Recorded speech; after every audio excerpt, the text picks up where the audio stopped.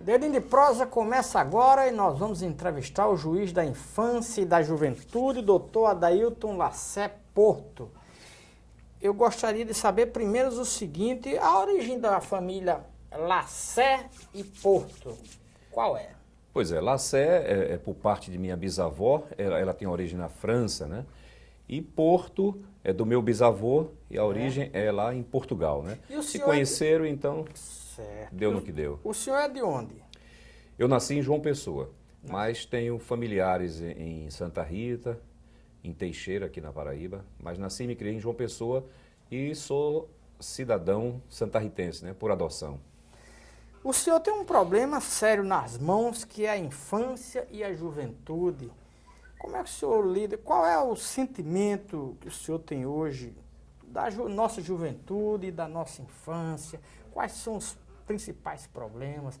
Há muito comum, às vezes o menino comete uma infração, uma besteira, as pessoas querem punir com muito rigor, às vezes não entendem em que circunstância ela se encontra. Afinal, como é que o senhor lida com esses problemas?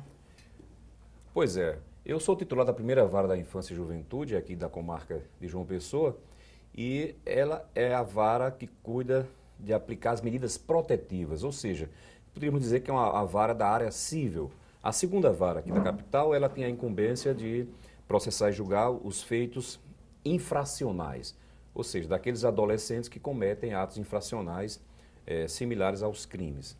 Então, eu lido exatamente com aquelas crianças que precisam ser protegidas para que amanhã ela não venha, por uma infelicidade qualquer, ter que ser parte no polo passivo da segunda vara numa ação infracional. Então, na verdade, os problemas que nós enfrentamos, nós temos sempre buscado solução para todos, porque trabalhamos em rede, há uma rede de proteção, de garantia e proteção dos direitos da infância e juventude, e buscando sempre políticas públicas, que é interessante frisar que toda a política da infância e juventude, a maioria parte dela, ela é municipalizada. Então, o município está à frente de muitas coisas. E quando isso às vezes não acontece, quando falta alguma estrutura, entra em ação o Ministério Público, né, pleiteando algum direito em defesa desse público infanto-juvenil, e aí o Judiciário faz a sua parte. O senhor é responsável, digamos assim, por crianças de que idade até que idade? Crianças e adolescentes. Pois é, de 0 ano até os 17 anos e 11 meses, o adolescente. A partir de 18 anos, aí já foge da nossa competência, né? Passa a ser jovem e aí a maioridade civil. Quais são os problemas mais comuns dessa faixa etária que é inerente à justiça, que a justiça tem que resolver? Olha, dentro da nossa área de atuação, nós temos processos de destituição do poder familiar, ou seja, aqueles processos em que os pais, por um motivo ou outro, por envolvimento com droga, por violência, por não cuidar dos seus filhos, por estarem até cumprindo pena e terem infligido maus tratos aos filhos, eles perdem o poder familiar, deixam de ser pais.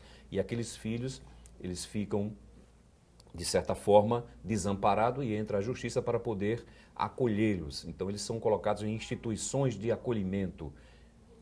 E também temos muitas ações de adoção, que isso é um processo interessante, muito bonito e que a gente cercado de cuidados, onde as pessoas às vezes até reclamam de sua demora, mas ela se faz necessária por questão de segurança. Temos também a ação civil pública, onde o Ministério Público ingressa também pleiteando que alguma escola, seja estadual ou municipal, seja dotada de alguns mecanismos, bibliotecas, refeitórios, enfim, com toda a estrutura necessária para que possa realmente atender aquele público, né, infanto-juvenil. Temos também mandado de segurança, temos autorização para viagem e ações de guarda, ações de interdição. Certo. A gente vai entrar no tema adoção daqui a pouco em maior profundidade e eu queria lhe perguntar o seguinte, o senhor é um magistrado com a responsabilidade hoje de quantos processos? Só para a gente ter uma ideia. Olha, Hoje, em tramitação na primeira vara da infância e juventude, nós estamos com um pouco mais de 800 processos, certo? Mas a militância, vamos dizer assim, a judicatura do júri, ela não se limita, ele não fica restrito apenas a processar e julgar aqueles 800 processos. O juiz da infância e juventude, ele participa de audiências concentradas nessas instituições de acolhimento, a gente participa de reuniões com toda a rede de garantia e proteção dos direitos. E o juiz faz fiscalização, né, também em casas de acolhimento, autoriza a questão de frequência de crianças e adolescentes a certames de beleza, se for o caso, a questão área de futebol, a frequência de entrar em futebol, autoriza também criança e adolescente a participar de eventos artísticos. Tivemos agora um caso em que uma criança foi fazer um teste na TV Globo, então precisava tirar a carteira de trabalho, porque a TV Globo só contrata se tiver uma carteira de trabalho, então essa parte o juiz também autoriza. Enfim, tem uma série de demandas. Essa rede a que o senhor se refere, quem compõe essa rede? Olha, essa rede é composta de vários agentes públicos, né, de vários órgãos. Público. O Ministério Público, a Defensoria Pública, temos a REMAR, temos o GEAP, temos a Universidade Federal, né, assistentes sociais, psicólogos, então tem uma gama de pessoas que realmente compõem isso. E a infância e a juventude no interior do estado, onde a situação é mais complicada ainda, como é que a justiça faz esse acompanhamento? Normalmente, nas comarcas interioranas, o juiz ele vamos assim dizer, clínica geral. Ele lida com todo tipo do ramo do direito, inclusive infância e juventude.